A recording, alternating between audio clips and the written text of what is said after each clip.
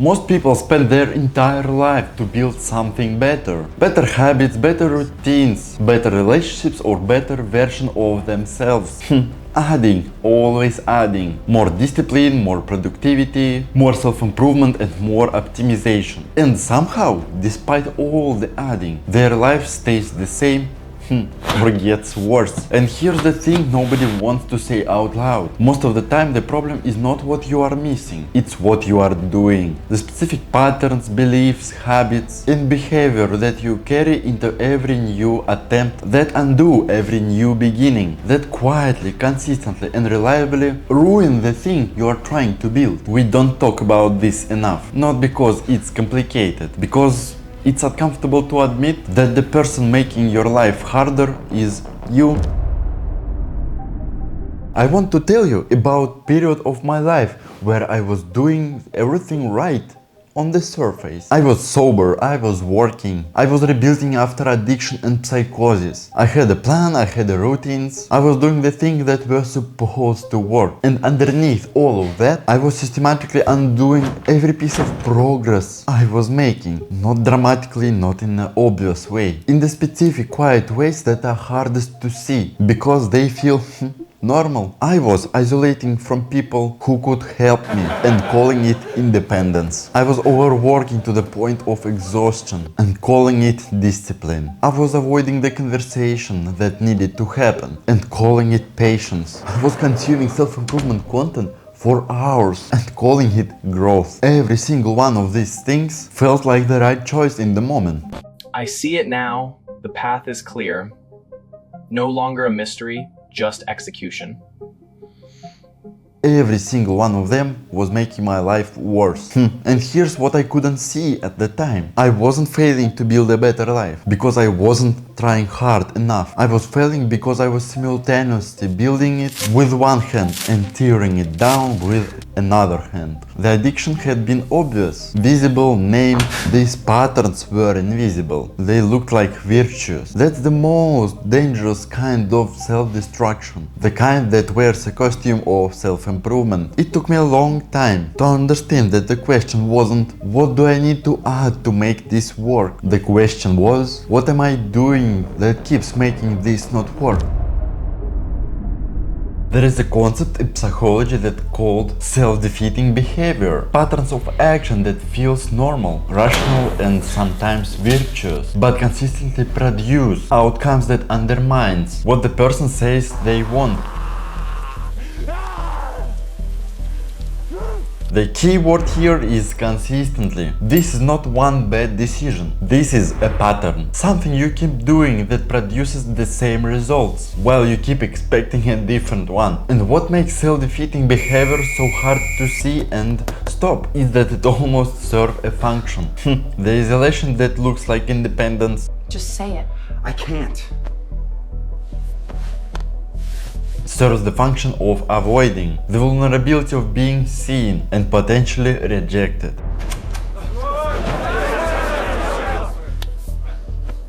The overwork that looks like discipline serves the function of not sitting still long enough to feel what the underneath, the busyness. The avoided conversation that looked like patience serves the function of not risking. The self-improvement consumption that looks like growth serves the function of feeling like you are moving without actually moving. Every self-ruining behavior is serving a need, and until you understand what it needs, you can't stop the behavior, because stopping it means the need goes unmet, and the nervous system will not allow that without the fight.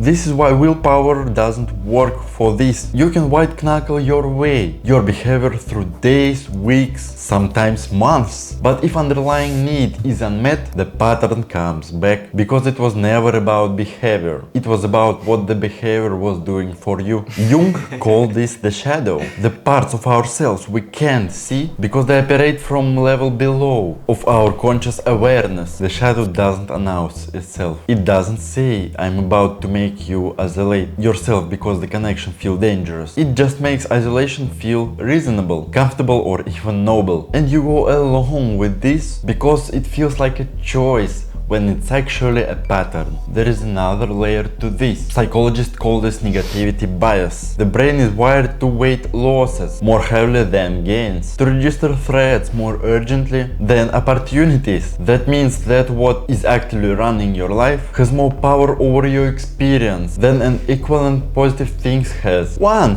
toxic habit in your day has more impact on the quality of life than 3 healthy ones. One relationship that consistently drains you has more effect on your well-being than 2 that nourish you. One belief that tells you are not capable of does more damage than 5 accomplishments can repair. This is why subtraction is more powerful than addition. Removing what's ruining your life is not the same as adding something good. It's not equal, it's more. The fastest road to a better life is not a building more on top of a rubble. It's removing what created the rubble.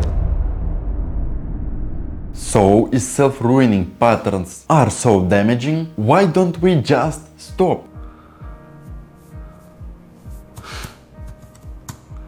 3 reasons, all of them real. First, we don't see them. The most destructive patterns are the ones that feel like personality. You are not enough. Like just the way you are. I'm someone who works hard, I'm someone who values independence, I'm someone who doesn't like conflict. This doesn't sound like self-descriptions. They often defenses dressed as identity. The patterns that have been with you the longest are hardest to see, because they've become the water you swim in. You don't notice water. Second, they are familiar. The brain prefers familiar pain to unfamiliar uncertainty. Staying in the pattern is uncomfortable, but known. Living is uncomfortable and unknown. And the nervous system, which prioritizes survival, chooses known almost every time. It's not weakness, it's neuroscience. The system is working exactly how it's designed. It just wasn't designed for a life you're trying to build. Third, stopping feels like a loss. If overwork is how you prove your worth, stopping the overwork feels like losing self-worth. If isolation is how you stay safe, ending of isolation feels like ending of safety. If self-improvement consumption is how you've felt that you are making progress, stopping it feels like stopping progress. You are not losing the behavior. You feel like you are losing what the behavior was providing. And until something else can provide it, the pattern stays. So what do you actually do? No more, less, but specifically. First, find the pattern, not the symptom. The symptom is what you are doing. The pattern is what makes you doing it multiple times. Subscribe on ShigaPOV channel. Subscribe on ShigaPOV channel.